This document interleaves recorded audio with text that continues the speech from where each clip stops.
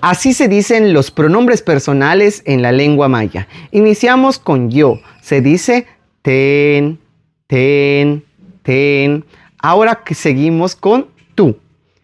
Tech, tech, tech.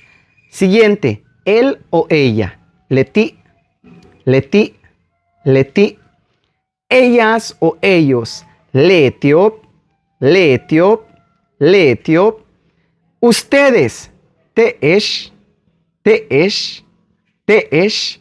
Nosotros.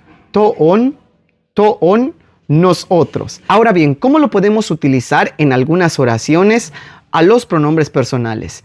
Simple y sencillo. Vamos a agregarle al final de cada pronombre la E y un apóstrofo para enfatizar al sujeto que realiza la acción. En este caso, por ejemplo, yo si quiero decir yo enseño maya o yo estoy enseñando maya, diría de la siguiente forma.